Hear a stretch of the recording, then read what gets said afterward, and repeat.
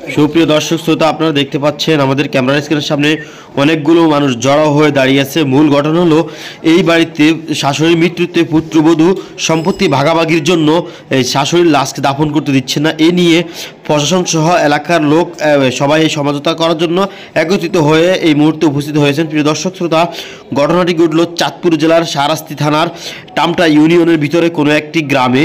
প্রিয় দর্শক শ্রোতা, বাড়ির নামটি আমরা এই মুহূর্তে জানতে পারলাম না, সেজন্য আমরা আন্তরিকভাবে দুঃখিত।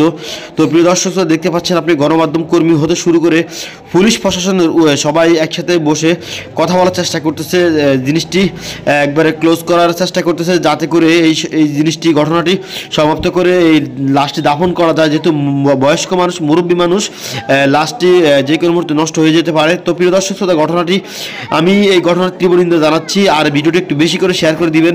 আমরা আপনাদেরকে দেখার চেষ্টা করতেছি রোজ ভিজি 24-এর সৌজন্যে ভিডিওটি।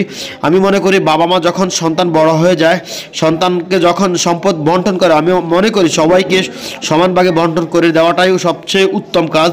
কিন্তু এলাকার মানুষ হয়তো মুখ খুলতেছে না। এই মুহূর্তে দেখতে পাচ্ছেন সবাই আনাগোনা করতেছে চতুর্দিকে। আর যদি সমানভাবে বন্টন করতে না পারে, আমি মনে করি যে তাহলে বাবা মায়ের জন্য আল্লাহর কাছে দায় অবশ্যই দিতে হবে আজকে। তবে যে কাজটি হচ্ছে এটা সম্পূর্ণ অমানবিক একটি কাজ, কারণ বাবা মা জীবিত থাকা অবস্থায় অন্তত এলাকার মানুষগুলোকে ডাকলে মানুষ সাড়া দিত, বসে এই জিনিসগুলোকে সমাধান করে দিত।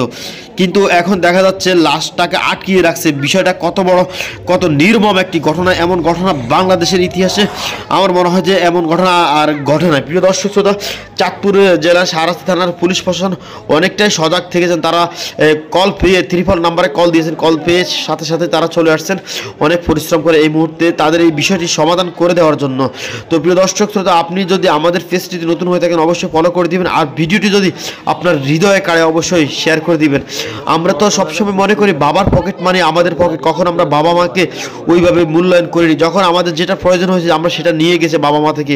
অথচ দেখা যাচ্ছে এখন বাবা মা যখন বৃদ্ধ হয়ে গেছে, বাবা মাকে আমরা বাসা থেকে বের করে দিই, বাবা মাকে আমরা বৃদ্ধাশ্রমে দিয়ে আসি। আমরা কেমন হতভম্ব ছেলে সন্তান হলাম, আমরা বাবা মায়ের দায়িত্ব নিতে পারি না। অথচ দেখা যাচ্ছে আমরা যখন ছোট ছিলাম বাবা মা নিজে না খেয়েও আমাদেরকে খাওয়াইছেন। রিক্সা চালিয়ে মানুষের কাছ থেকে দেড় দানা করে সুদ কিস্তি নিয়ে কত মিথ্যার আশ্রয় নিয়েছেন বাবা মা শুধুমাত্র আমাদেরকে খাওয়ানোর জন্য।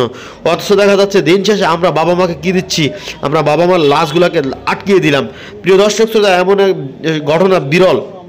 আমি মনে করি এই ভিডিওটি শেয়ার করে দেওয়ার জন্য সবাইকে আমি অনুরোধ করব। আমি একটা কথাই বলবো বারবার, ভিডিওটি শেয়ার করে দিন যাতে করে বাংলাদেশের ইতিহাসে এমন ঘটনা আর না ঘটে।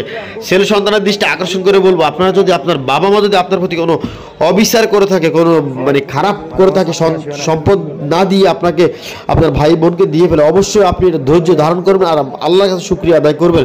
অবশ্যই আল্লাহ পরকালে আপনাকে ভালো দান করবেন। আর ইনশাআল্লাহ আশা করি যদি এমন কোনো ঘটনা ঘটে, আপনার সম্পদ আপনার বাবা মা আপনার ভাই বোনকে দিয়েছে, আপনাকে দেয় নাই, তাহলে আপনি অবশ্যই এলাকার নিকটস্থ লোক যারা আছেন তাদের শরণাপন্ন হবেন। কেন দিচ্ছে না, কি কারণ, সেটা অবশ্যই প্রশাসন আছেন বাট এলাকার মান্যগণ্য লোক আছেন, সবাই এই বিষয়টি দেখবেন। তো আমি অনুরোধ করবো ভিডিওটি সবাই শেয়ার করার জন্য, প্রতিটি মা বাবাকে একটু সজাগ করার জন্য। আমরা দেখি অনেক সময় একটা ছেলে যদি বিদেশ থাকে, সে যদি ভালো টাকা ইনকাম করে, দেশে যে ছেলেটি থাকে তার প্রতি মা বাবা অনেক সময় অবিচার করে, তার দিকে খেয়াল একটু কম রাখে। আবার যদি কোনো ছেলে দেশে থেকে ভালো ইনকাম করে, কিন্তু অথচ অনেক সময় দেখা যাচ্ছে বড় ছেলে ইনকাম করে, ছোট ছেলের প্রতি অবিচার হচ্ছে, ছোট ছেলে ইনকাম করে বড় ছেলের প্রতি অবিচার হচ্ছে। মা বাবার প্রতি অনুরোধ করবো আপনারা এই কাজগুলো করবেন না।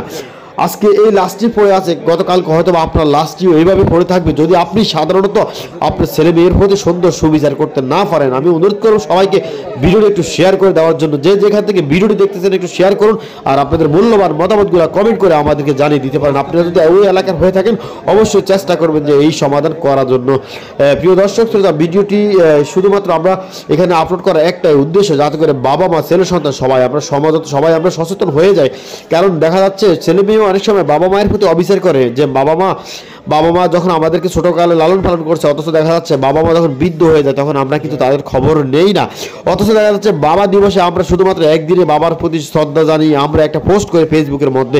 প্রিয় দর্শক শ্রোতা, ভিডিওটি একটু শেয়ার করে দিতে জানেন, এমন একটা ভিডিও আমি প্রচার করব কখনো আমি কল্পনাও করতে পারিনি। আমি আসলে এখানে যখন যখন চতুর্দিকে মানুষের কথাবার্তাগুলো শুনলাম, দেখার পরে আসলে আমার নিজের মন মানসিকতা খুবই খারাপ হয়ে গেছে। প্রিয় দর্শক শ্রোতা, ভিডিওটি শেয়ার করার জন্য অনুরোধ করব সবাইকে। ভালো থাকবেন, সুস্থ থাকবেন, দেখা হবে নতুন কোনো ভিডিওতে। সে পর্যন্ত আমাদের সাথে থাকুন।